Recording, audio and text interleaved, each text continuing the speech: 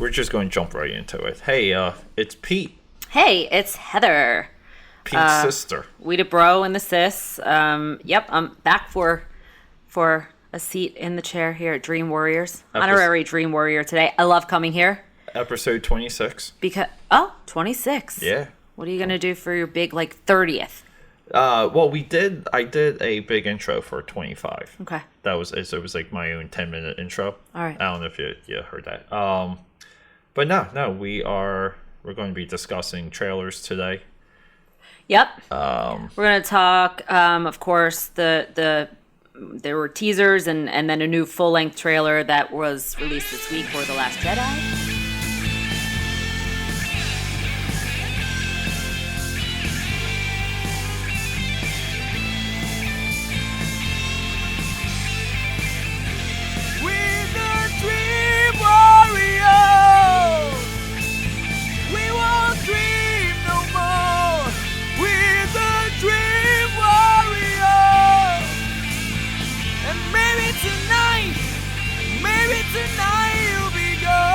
First, I do just want to mention, since we're talking about action movies and new films, Fast and the Furious, $104 million so far in the United States. Alone? Yes, in the U.S. alone. It's opening in 41 markets across the world, including China. So globally, that number will completely triple by the end of Sunday night. But did you think, more or less, were you expecting it to debut high? I think I'm shocked that it over $100 million. Well, I was skeptical of the advertising because I thought I'm digging up the numbers right now as we speak. Breaking news. All right, yeah, domestic. The domestic until right now it's at 46 million. Okay, so they're gunning for $104 million US debut, which is freaking amazing considering this is the 8th movie in the franchise. Worldwide, it's at 240 combined. Wow. Production budget 250. So crazy. So they've already made back their money. Mark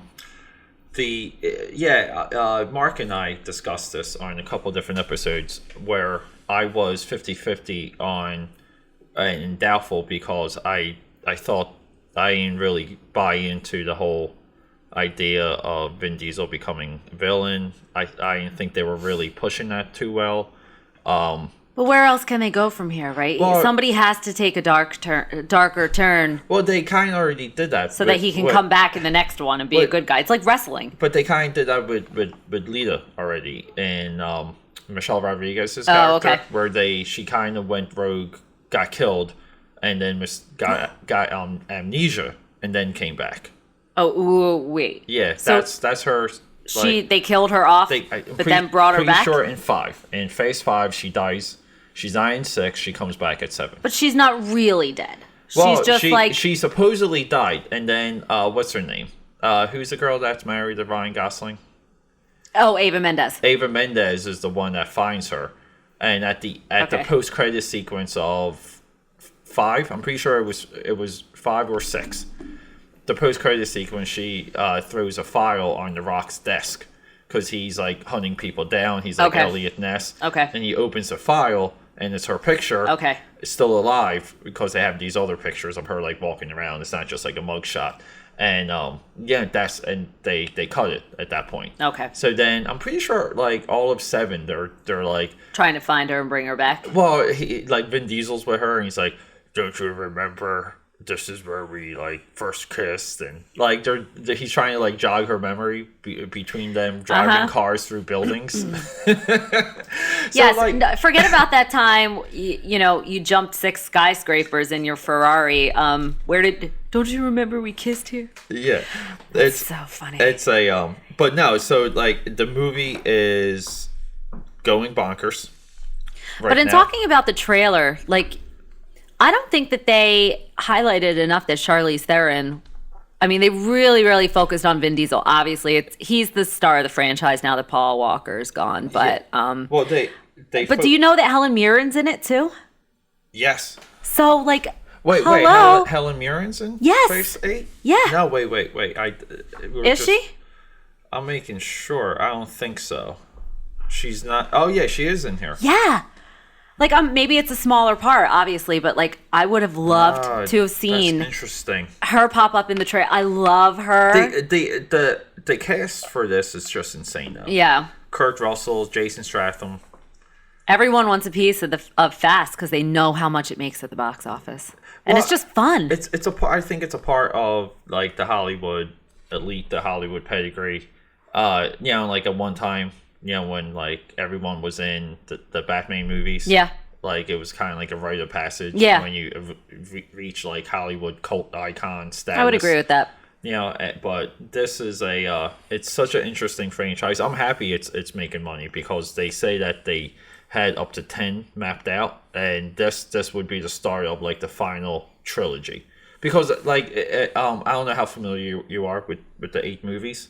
They kind of go in. Do you know I've only seen one? Okay, so I've seen Tokyo Drift, which has like basically nothing to do with any of the other ones. No. So 1, 2, and 3 are like standalone solo movies. Mm-hmm. And then they came everything back with 4. Okay? So 4 was the one that brought everyone back together.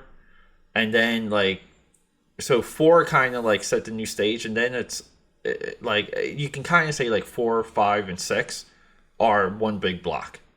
Okay. They have overlapping like storylines and themes and characters, and then that's where they revealed that between 6 and 7, 3 takes place, because one of the characters that dies in 3 showed up in 5, 5 or 6, God. Which is Han. He's like this Asian dude. So it's like the Law and Order of action movies. Yeah. So when they and the franchise shifted from being like a cultural like commentary on LA street racing and streetcar culture, which is why the first movie is like still so interesting. It shifted from that to becoming like a heist movie, and then they shifted into like a team heist movie, and now they're like super agents now because Kurt Russell's character recruited them for his like black ops team. Okay. So now they're like agents. So now, like I think Charlize Theron's character runs like an agency that counters Kurt Russell's agency somehow. So it's like spy versus spy, but in Fast and Furious style. Yeah. But there's no other franchise that is 8 movies deep that people that love. can still bring in this kind of box office. Yeah. I mean, you have your horror movie franchises that continue to turn them out, but they not to this success. It's they're not the greatest written movies ever made, like storyline wise, but they're just fun. I think the landscape shifted a lot too, because it was kind of like when you and I were growing up, it would be there was always another Nightmare on Elm Street. There was always another Friday the 13th, and then like once those ran out, nothing really took it on. Film series wise, you only kind of had James Bond. That's like Star something Wars like came back in '97, right? And by '99, you had Episode 1, right? And that became the real like series. And then like you had the Harry Potter movies. I would almost put the Harry Potter movies. But now you have like. But I would put the Marvel in with that. Well, so now you have Marvel, Transformers, Fast and Furious, and Marvel is less because they do have standalone movies that are loosely connected, but they do weave it all together. But you can watch some of the Marvel movies on their own. Yeah. Fast and Furious you can also, but it still is like a linear storyline, same as Transformers. I'm in a huge argument for the Transformer movies because I feel like they do a lot storyline wise. That people overlook. I really enjoyed all the Transformers movies. Are you up to date? You've seen all 4? I haven't seen the one with Mark Wahlberg. So, but it's only because I have had no support. Like no one will watch it with me. I loved like everyone hated Rosie Huntington-Whiteley in the third one with like Patrick Dempsey as the villain. I loved that movie. Yeah. Was Dark of the Moon was the second one? Dark of the Moon is the third one. The second one is Revenge of the Fallen. I think maybe Revenge of the Fallen is probably my least favorite of the 4. Well, the one thing to consider with that is that movie was hit by the writer's strike. So as far as I remember, that was like a one half of a script. Okay. They had like almost like an outline when they started that movie. So it's a miracle that it got as far and it was as long as it was, because I think it's like 2 hours and 15 minutes.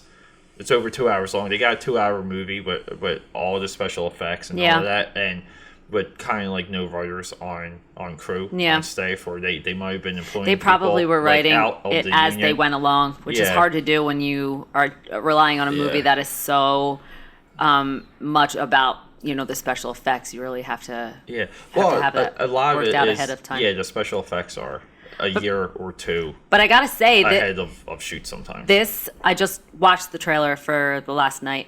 Yes. And we were watching trailers. Yeah, we were watching trailers.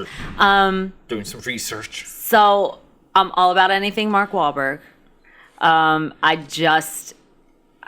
He continues to amaze me. His savvy for picking scripts these days in his career. Nobody went to see Patriots Day. He was so good in that movie. Yeah. Like, it came out at just a weird time where it was going to miss all of the award season and everything. Mostly when unless it's an Oscar contender, when a movie studio puts a film out in January or February, they're crap movies. Well, a lot of people say that. I don't know if I would love to get a statistic. If we get movies released in January, it happens in the music industry, so I would imagine it happens in the film industry too, like where they drop their projects in the first of the year, because fourth quarter for movies and for music is the most profitable. That's why people wait, and you can get in for consideration for awards. But I think a lot of consumerism is fourth quarter. Well, yeah, for sure. I mean, they know. Yeah, as people are geared up to spend money, they save money to spend in fourth quarter. But it looks like in the last night, it's like Transformers Medieval Times meets like Transformers Now. Yeah. So it's like the Crusades Transformers meets now. Yeah. It looks like my guy Bumblebee might bite the dust, and I could cry. I could cry over that. Like, who cries over a Transformer? But I probably Optimus might kill him. I know. And they supposedly, I'm pretty sure they greenlit the Bumblebee solo movie. All right, so maybe he makes it through, or it's a prequel or something. They already said it's a prequel. They already said it takes place before. So, which I'm so sick of. This is what's funny to me when we're watching this trailer, and there's like a lot of emotion with the Transformers in this one, and I know that they have to like humanize these robots and give them like identities and things like that, but it is just so fun. Like, I would almost rather they be like Maximum Overdrive, where they're just like completely void of any like human emotion. But it has to be that way. But it just always makes me laugh when you see these Optimus Prime is like weighing like the right and the wrong. Yeah, and that's where it becomes silly. But that's where but it has to be that way. But that's where like the crybaby geeks will go on and on about less humans, more Transformers, and they get closer to like more stuff with the Transformers. Like in every single movie, they kind of do more stuff with them. But like the geeks kind of don't understand that you need something for them to play off of, because a robot seems silly showing emotion. Like how far how far of a range does Optimus Prime really have? Period. Other than defending Earth against evil.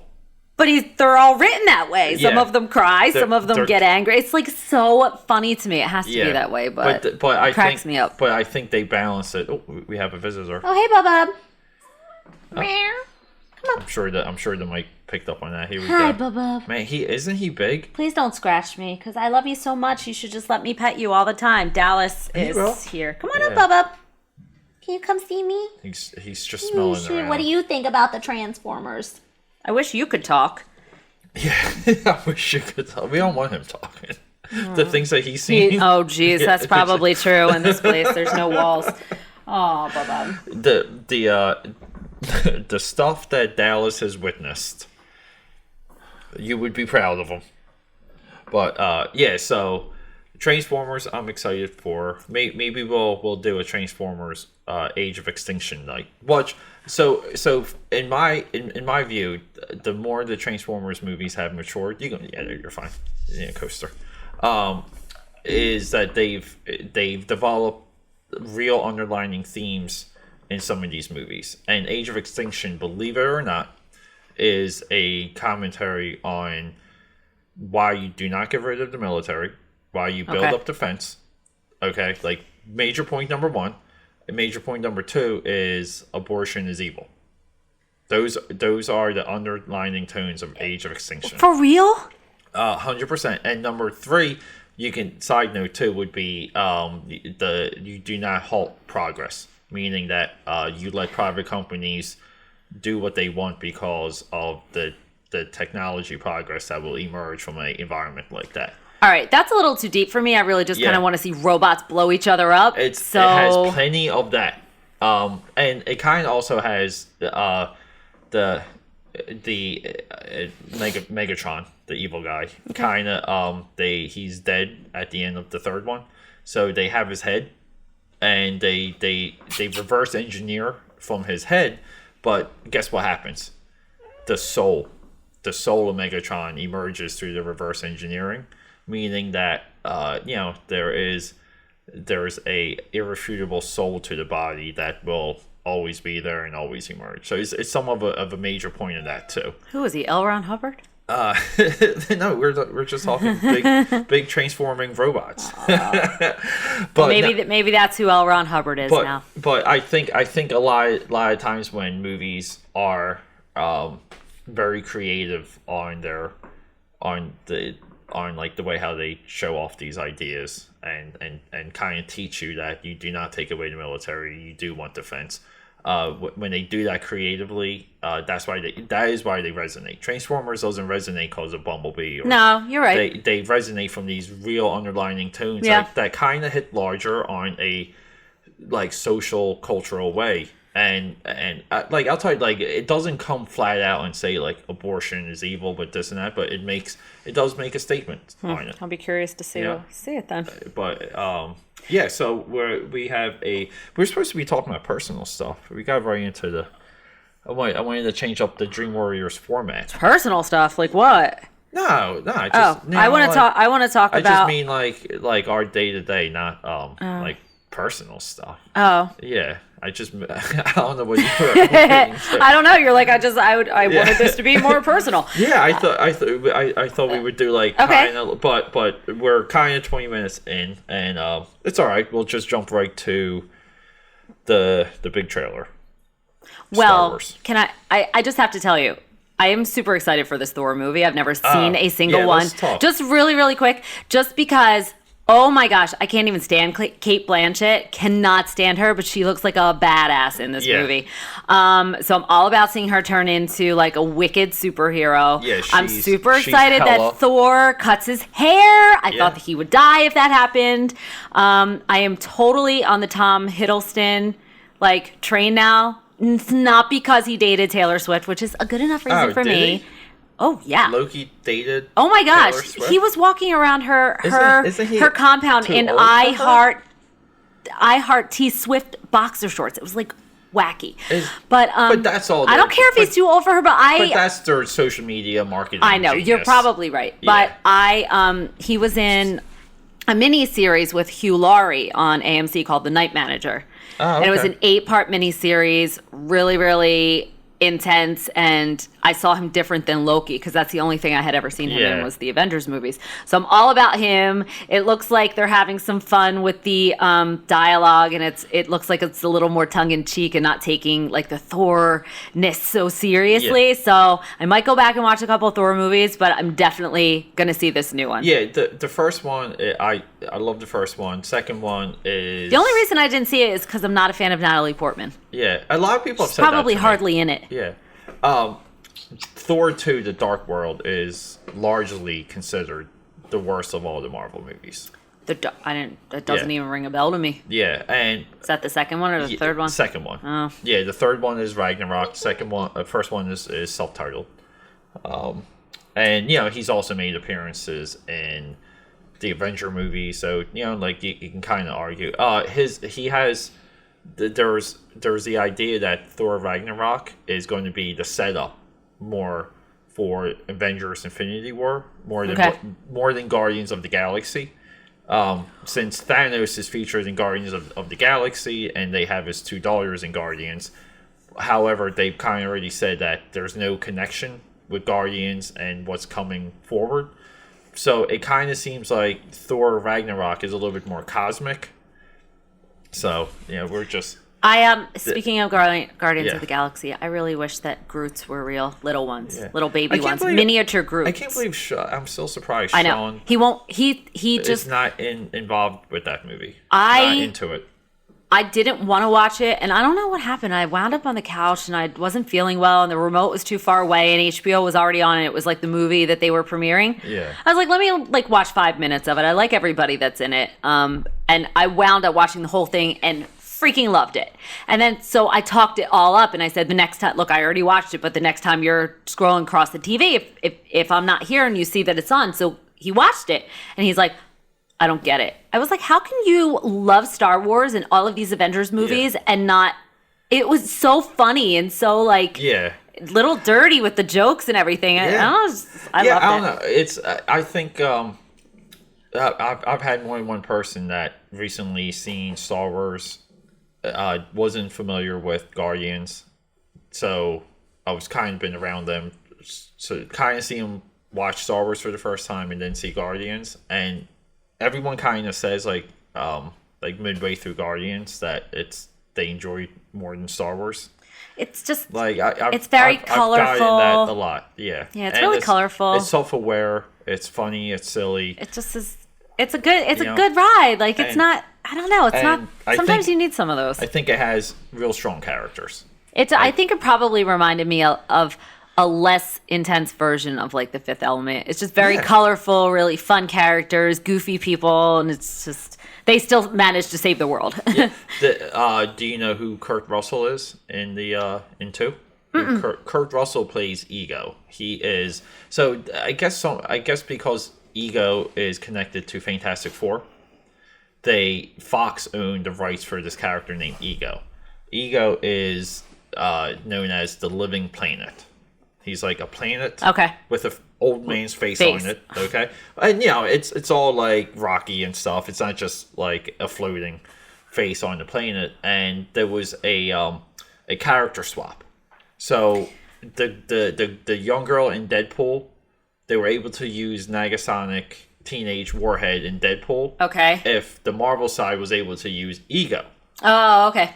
Kurt Russell is the human form of Ego, the Living Planet. That is Star-Lord's father. Okay, gotcha. So Kurt Russell is Star-Lord's father. I think something just occurred to me. Why Guardians is so fun is because it is like Star Wars meets Spaceballs. It's the campiness of like the versus like the real actual like that's why. But obviously we're saving the best for last, and that is the fully released trailer for Star Wars Episode 8? The Last Jedi.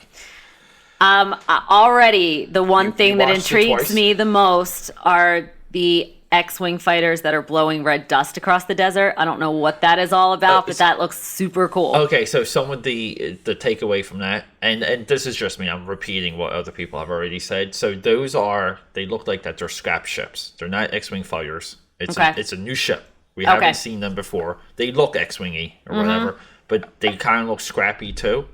They're laying down a cover or a smoke screen, something, and in the horizon that they're flying towards is like a whole array of AT-ATs. Yeah, right. I know.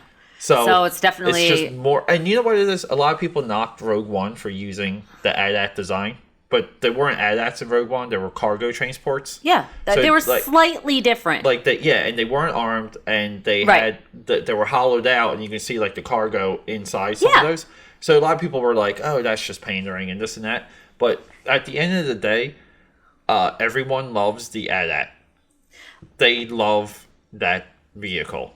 They love it. Looks mean and like it doesn't look like something you can take down. So when you see one get taken down, and it's kind of weird because they look like like robot elephants in a way. Yeah, they're 80s robots. And they move so slow because Yeah. it takes like 100 years for them to pick up one foot and smash it on the ground. There's this other tidbit. If Norm was here, Norm might be fully on top of it. There was this other tidbit that they're saying that there was like this new AT-AT in episode 8, which is gorilla shaped.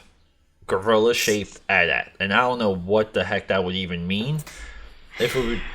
I don't know if it would move like a gorilla. What's the one that looks like the AT-AT and has the guns in the front but has 2 legs? That's from Return of the Jedi. ATST. So imagine if that had sort of like legs in the front too, then maybe it would take on more of a gorilla look. But I think this one will have more design work to it, where they just wanted to get people back into Star Wars with Episode 7, so they just used everything familiar. And now this one, it looks like that they're designing and using more of the artist pool. Well, what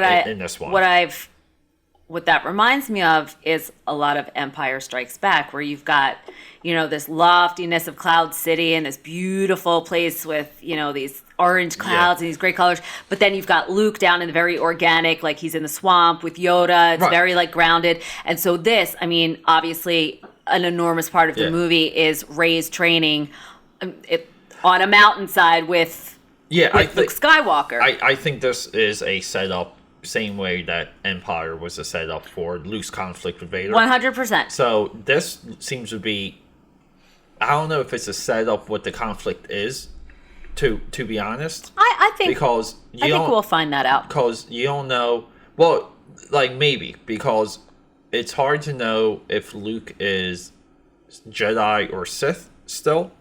You think he could turn? Well, he says like the age of the Jedi is over or whatever at the end. So that could allude to like Rey becoming something else. Yeah. And the Jedis really are done. Mm-hmm. That maybe Luke's not a Jedi anymore. Maybe he's the last Jedi or whatever. Yeah. Okay. My question to you is though, do you think they will reveal at the end of this movie what I suspect is that Luke is Rey's father?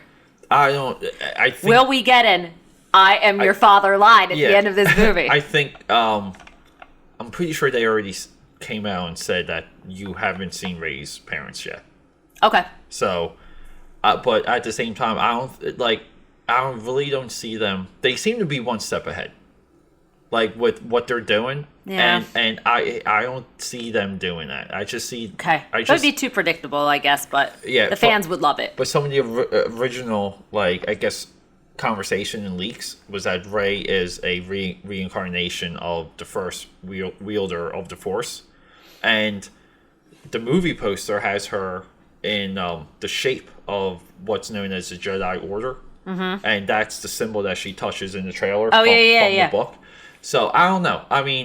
There's something. I think all of that's going to be revealed, but I think the real story for this is that the First Order or the Empire is going to totally destroy the Rebels or the Alliance further, because they took them all out in Episode 7, right? They blew up all their planets, and in this one you see Poe Dameron's X-Wing fighter get nuked.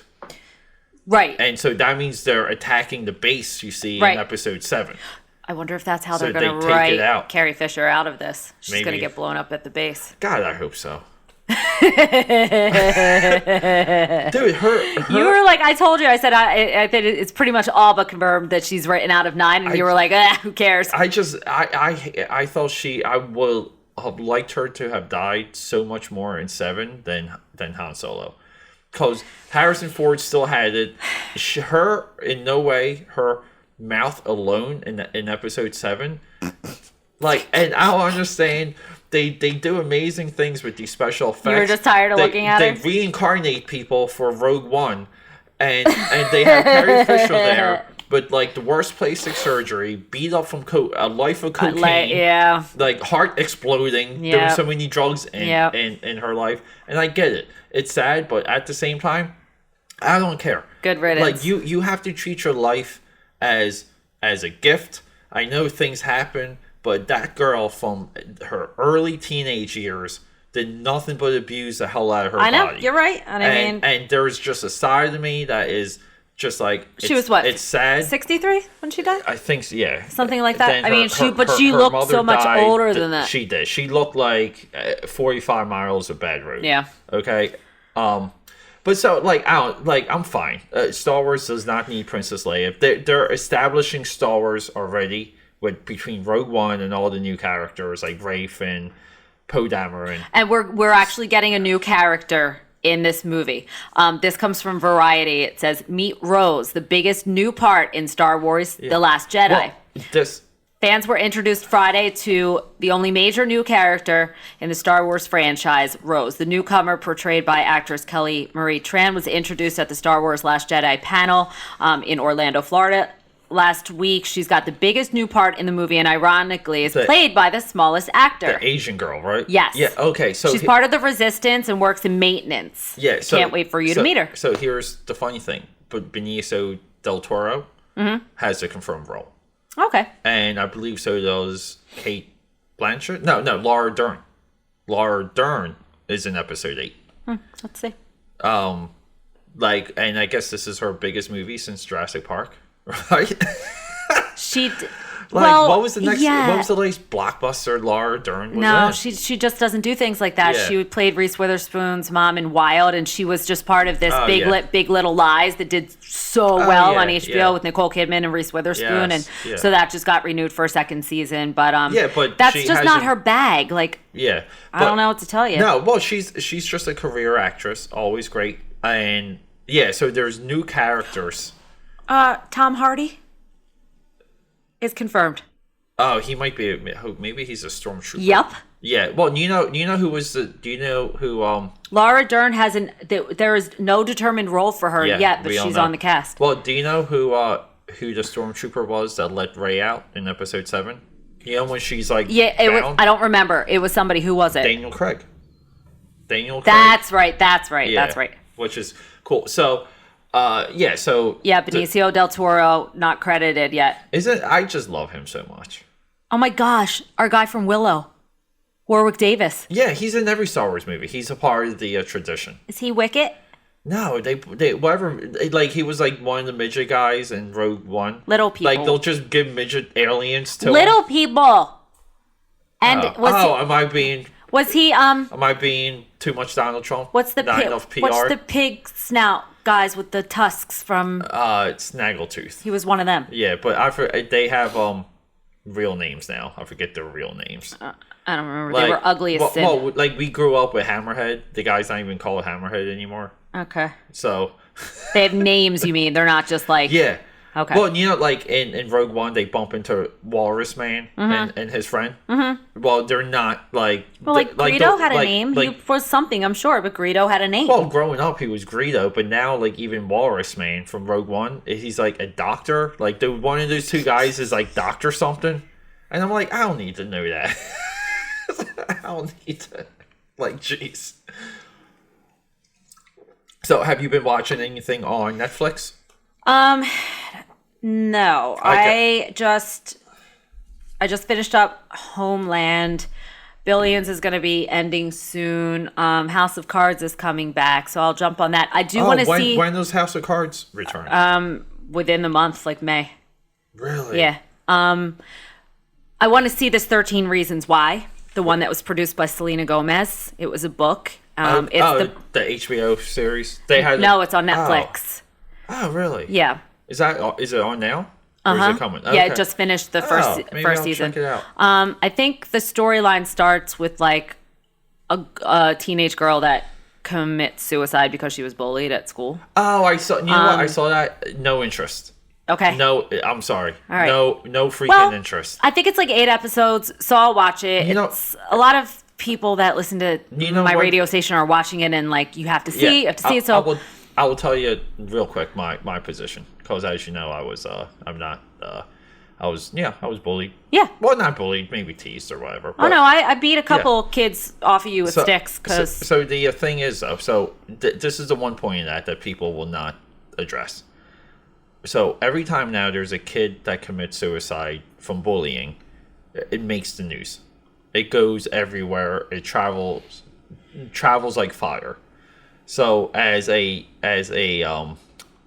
reverb from that, you have these nonprofits, you have these schools, you have these districts now come in and they do these like stop bullying programs.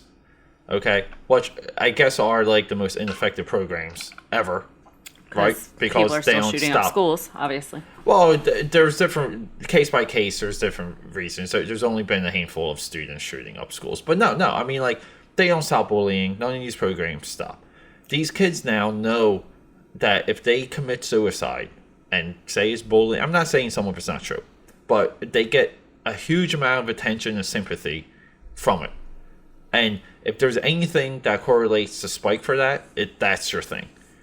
So they magnify people committing suicide through bullying. They normalized it, and now people, like kids, are just willing to do it, which is that's the real problem. You think it promotes suicide? I 100% think it Wow. promotes Okay. Well, here's the actual premise. Oh yeah. So let's get back to 13 Reasons Why. Ways to use your Netflix membership. Follows teenager Clay Jensen and in his quest to uncover the story behind his classmate and crush Hannah and her decision to end her life. So maybe it's a little deeper than just that she was bullied. But I will say this. Look, getting bullied hardens the shit out of you. Okay? But it doesn't make it right, and but the world's not. It's how you raise your kids. It starts in the home, no, you know. It's sometimes you bully people, you don't even realize it. Sometimes you don't. Okay, kids are kids. Life goes on. The world's not fair. I'm sorry. Mm-hmm. You're right. No, the world isn't fair. Like you kind of have to get tough sometimes. I don't think that's our culture anymore. I think it's just a culture of wimps. This thing, I get it. It could be an amazing story, but that's kind of why just off of premise alone, I don't have any interest in it because I even think the conversation about a show like that promotes it. I think someone's like right now saying, "Hey, I can live stream my suicide and make all these people feel sorry." Which they do. Which happens. Well, maybe I'll watch it. Maybe I won't because I don't it looks like something. No, wait. Well, it looks like something that's gonna make me cry. And the reason why I didn't watch This Is Us, which obviously was the big network debut with Milo Ventimiglia and Mandy Moore. He's one of 3 triplets, and it's their lives as they were kids. It flashes forward to nowadays? Mandy Moore. Yeah. She's looking beautiful? She looks beautiful. I just don't like her with dark hair, and I think she needs a new stylist. She always has, but she chooses wrong on the red carpet every time. But people were crazy. I'm being so superficial, but she got nominated for a Golden Globe. Apparently, she did really good work on this show. Everyone loved it. It was like the breakout, debut for a network. Like this season, she's on Heather's shit list. But she's like 6 feet tall, by the way. She's taller than you are. Is she? She's like a freaking giant. She belongs with the orcs. I'll tell you that. I followed Dolce & Gabbana. There's one of my favorite accounts on Instagram. Okay. Just hire them. They're so fucking cool. They are, but sometimes them. they say the wrong things too. I don't care. But that's okay. Dolce, just go out and Dolce. Average. Go out and Dolce. There you go, Mandy Moore. You'll come out on top. I will tweet her later. Try some Dolce, but but I didn't watch. No, because everyone's like, at the end of every episode, all I see all over Facebook and Twitter is I'm in tears again. Well, I don't want to do that to myself. I don't want to cry at TV. That's why I watch reality TV. I cry in a good way. But no, I just, and 13 Reasons Why seems like I'm all into these TV series where America is just effed. Every president. Like Homeland, whoever's in the Oval Office is screwing us. Designated Survivor, Kiefer Sutherland is like the only person that's going to save us from the end of the world. And Kevin Spacey is a whack job on House of Cards. So it's like the whole universe is screwed if you listen to TV. But that's again too that's what drives drama. But those are the shows I'm into right now. The one I just cleared out all 4 seasons, and it's because I don't know. I've been in like a new production mode recently, pushing things, like even the stuff we're doing with Dream Warriors, just kind of like pushing things, and I decided to put on AMC's *Halt and Catch Fire*, which is their computer. It's basically a computer entrepreneur show. Yeah. And the first season captured me so much because it essentially is the creation of compact computers. And they're pretty accurate with what those guys did to make that company happen. And I thought the entire show was going to be about Compaq. It ships in the second year, and it completely fabricates the idea that they were like... This has been on for 4 seasons? Yeah, the season 4 is the final season. It premiered in 2014. Yeah, so here's what they do. So they fictionalize the creation of Compaq Computer, and then those people. So they do it for the sake of the story, but then they show you like the creation of like online e-commerce and chat rooms and online gaming and where that might have come from. And then the newest season ended. You get into more of the birth of venture capitalists, VCs. Okay. And then you get into the creation of a web browser. And that was like the end. That was like the cliffhanger for season 3 is that they just start programming hypertext, which becomes it's weird. HTML.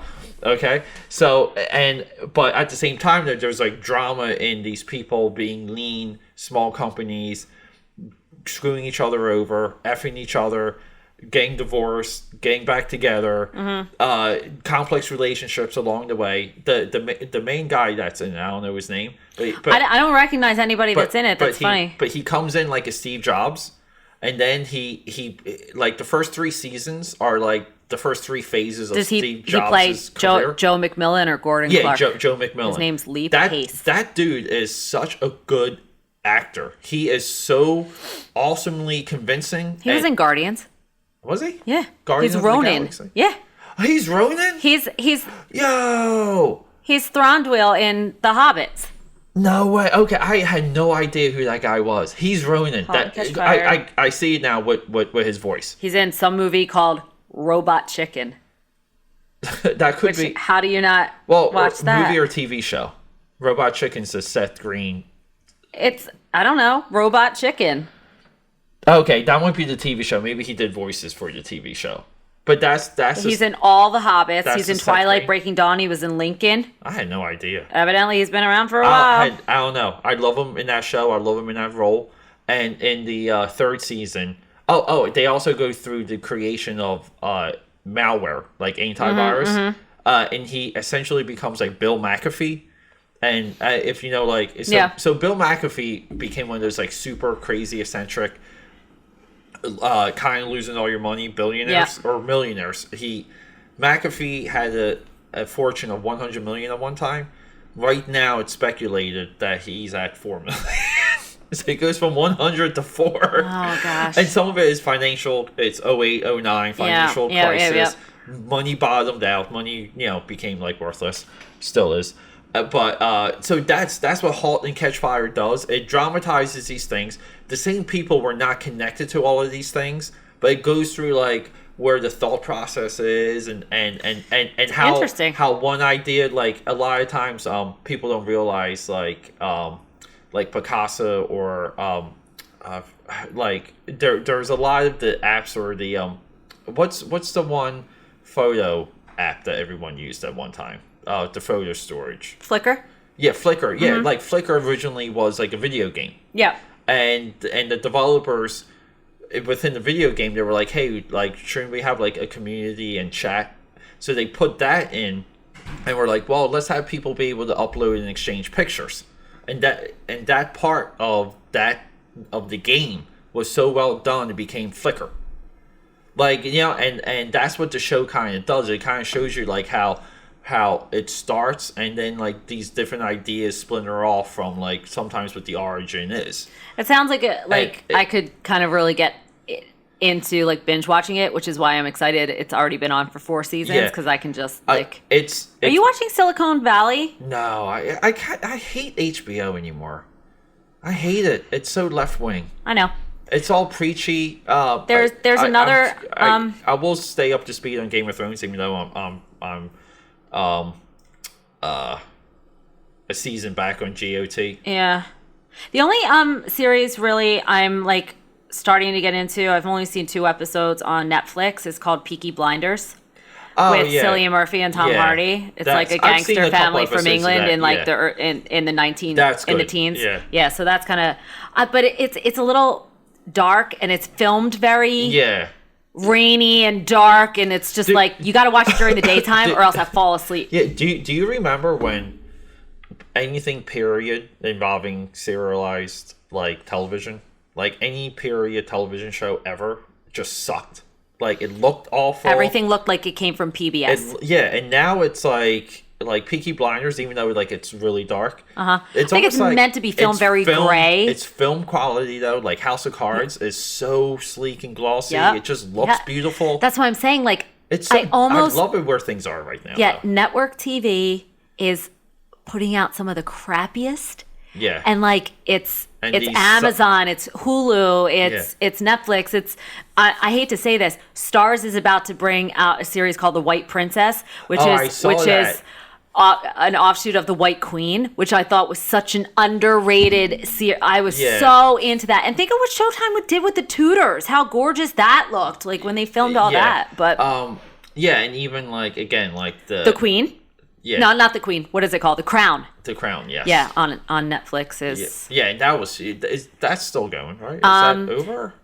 It comes back in September. Yeah. I'm just excited about House of Cards. I know. I can't wait to see where it goes from here because the two of them are batshit crazy. Yeah. Well, they obviously ran out of the next steps for that show because this season I thought the obvious move was going to be like you were going to see it through the election, and they're still not even there yet. Nope. So that's going to be this whole season. And they kind of like slowed it down because between him going from like the House to the presidency, it was like 1, 2, 3. Yep. Like, yes, it boom, did. Boom, boom, and then it was like. I know he took out everyone that was in his way, right? In just a couple episodes, like the House of Cards came falling down. But the funny thing is that the woman who's the head of the national security team. Yes, the blonde-haired girl. No, the dark hair, a little older. She looks a little bit like Allison Janney. All right.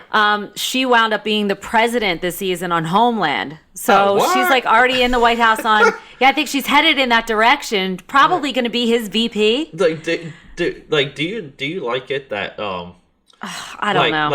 Like kind of like these influencers, like the people that influence culture, mostly like Hollywood. Like, so a year and a half ago, like just considering production time, like writer's room, scripts, shooting. Yep. That they were like, we know we'll have a woman in the White House. You can definitely tell. Everyone made moves. Yes. To compliment that. Madam President, what's the Madam Secretary on CBS with Taya Leone? That's still on TV? Yes. Congratulations. I know, right? I know, for real. Good for you, Taya Leone. And then, yes, it was very clear in Homeland that they had shot this season prepared for Hillary Clinton to have won the election. But now it took a turn where it was all about trying to take her down. But she's now secretly really evil and working against the American people. So which is like that stuff could have been in there too because that's how they would be like, well, we're playing both sides or whatever. Like, but at the same time, no, that's what's amusing to me about it. Where it's just like, holy shit. They were all probably sitting there the night of the election, like. Yeah. All right, we're gonna have to get back to the get back to the drawing board tomorrow. Yeah, I mean, could you imagine like the showrunners and the writers' rooms of like emails going out like at the election, like at midnight, once they called it, like 2:30 our time. Once you knew PA was lost. Yep. Like at that point, California's at 11-ish, right? Yep. 11-ish. Everyone gets these emails. Writers' room tomorrow, or even like right now. Yeah. We gotta figure out we're 5 episodes deep. We gotta figure out the next 5 to 6 episodes. So House of Cards would have caught that because they had only just started They were in production, so they may have caught it. But I don't. They seem to beat at their own drum. I do think House of Cards had it by design. I think that's why they had the kind of like seemed like a slowdown in production, like the gap. Yeah. They wanted to see what was happening because House of Cards is, to me, so complimentary to the comic book version, and I don't know if it's comic book anymore because it seems like legit, but it really is like Bill Clinton, Hillary Clinton. I know. Like and people are like, whoa, this and that. I was like, I don't know, like the one guy is a couple of notches down from convicted rapist. Yep. And then you have like one of the worst acting secretaries ever with Intel, like not doing things and kind of like corrupting the process. as they're doing. Like, it really is. And she's working under this veil that she's a philanthropist, but really she's cutthroat, power hungry. Like, I can't wait. I'm so excited. What happened at the end of that? Is she still banging the writer guy? What happened with the writer guy? No. How could she bang him? I don't know. But she's so far above that guy. I was so pissed about that. I just was like, how could you bang the weird guy? Because look at Kevin Spacey compared to him. Like, hi. Yeah, but you know what? Though, but women like men of power, and men are that have conviction and are congruent, and that's how the reporter girl. And it was kind of like an exchange type thing. But Claire, she ultimately chose, didn't she? She chose to. She could have stayed there with that guy because she ran off, right? Didn't tell anybody where she was going, just like left and was done. Frances needed her help, right? And ultimately, she went back to help him. Yeah, I'd like her with the photographer guy. Claire with the artsy photographer. No, wait. I'm getting this confused. Mixed up. Yes, you liked the photographer. The artsy guy. That's the one she ran away to be with. Yeah. I don't know if she's still with this writer, but I think so. But she banged him, though. Right, but they made an arrangement. Right. Remember, it ended where he was sitting in between the two of them? So, do you think they bang him like they did the Secret Service guy? I think... They three-way him? There's something there that alludes to the fact that there may be like an understanding where everyone's getting along great. It's good. I like it. I got what show was it? There's something that just came on Netflix. What are you eating? That what was it? Like, I watched like the last 2 episodes before. Better Call Saul. Oh, I'm caught up on that. Yeah, so I fell asleep on this last episode, on episode 2. Oh, I missed episode 2. So wait, of this season? Yeah. Okay, yeah. Well, I don't know. I'm gonna have to watch it again because I was out. So when that came up on Netflix, I was like, yeah. And so I watched the last 2 episodes of the previous season. That was good because Homeland ended, and then Better Call Saul started the next night. So like, a little bit of my problem with Better Call Saul is that he's like we're roughly 22 hours into the origin tale, so to speak. We're 22 hours, and we don't have any Saul yet, and it doesn't look like it's coming. Like based on like his intro and how you like it's coming. His Breaking Bad first appearance now. I think it's going to come at the end of this season because Gus is getting into the mix. Though. Yeah. And what's his Los El Polos? Los Polos. Los Polos. Somebody was at the gym the other day and had a Los Polos t-shirt and was all beat up and ragged. I was like, he stunk and smelled, and I almost was like ready to trade him my iPod for his t-shirt because I was so obsessed. Wait, what are you still doing with an iPod? Whatever. I had my phone. I'm not giving up my new rose gold iPhone. I'm not giving that up. So like a real quick fashion side note, because it's good for people to understand that your brother isn't just myopic in views on movies and comic books. That I understand things. Do you contribute the rise of the rose gold color to Marc Jacobs? Michael Kors. I'm sorry, Michael Kors. Well, yeah, in a way, because he started. Didn't he create that? I thought he created that. He started a line of watches. It started with his rose gold watches. Correct. Yeah. And that went to the bags. It went to then it went to hardware on the bags. It really did start out as an accessories thing. Now it's actually morphed in. It's what they're calling millennial pink. It's not rose gold. So this color right here is not technically rose gold. It's called millennial pink. So you'll see like half of my wardrobe right now is unfortunately that color just because. Do you think that that's a let's protect ourselves move? Meaning that if Apple calls it millennial pink, no one can say, hey, we have rights to rose gold. I don't. Do you think it's a trademark or copyright? The millennial pink is what has... That's fascinating. That is what Pantone came up with that color. Pantone releases its colors for the year. Millennial pink is one of them. So one of the institutions caved. I love it. Real quick though, this rapid fire. We kind of went all over the place. Sorry. No, it's a great. No, I think we had a great hour. I got insanely hungry since we've been starting. Yeah, but guess what? I have to leave to pick Mom up in 5 minutes. Oh, you do? Yep. Okay. So you're eating on your own, and I'm taking a handful of goldfish. Well, I can snack maybe. on the way. I got things I got things that you can take. I feel so bad. No, I'm all good because I'm on. I'm not eating anymore. What are you doing with her? You taking her back home? We're dropping her friend off in Haddonfield. I'm dropping them off at home, and then I'm gonna. I was gonna say you drive back to Atlantis City. I was gonna say you can drive her back here. Maybe we will go out for dinner. But not a big deal. Okay. We'll wrap this up. We'll say goodbye. Yeah, remind people to subscribe, to share it with your friends. If you like the Dream Warriors podcast, give it a good rating. There you go. Rate, subscribe, and all that. I will say this: our social media interaction is low, but that's fine. But like everything else seems to be trending up though, like downloads. You never know who's going to find you. Yeah, somebody could just be searching iTunes or TuneIn Radio looking for something talking about Transformers and Star Wars, and here we are. And also, I will say that the thumbnail for this is it's going to be a new design. Okay, cool. So we're going to have different design thumbnails. I wanted to change things up after 25. I thought 25 was the training wheels, so to speak. Cool. And we'll be moving forward, but I guess goodbye. Next podcast, you are not letting me get out of the conversation without explaining to me movies that I don't understand. What are the ones off the top of your head? Arrival, Inception, 2000, The Matrix, 2001. No, Event Horizon. Event Horizon. Things like that. Okay. Well. Oh, Interstellar. Oh, okay. No, I was just watching that last night. With Christopher Nolan. If he doesn't make a Batman movie, I can't understand it. That's true. Well, I am flabbergasted when Dunkirk got the PG-13 rating and not R. Oh yeah. And you have a gritty guy making a gritty war movie. Yeah. So probably gritty. That gets a PG-13. So now I'm like, what's this movie really about? And now maybe they're just cursing less. I'm kind of concerned. But all right, Dream Warriors signing off. Goodbye.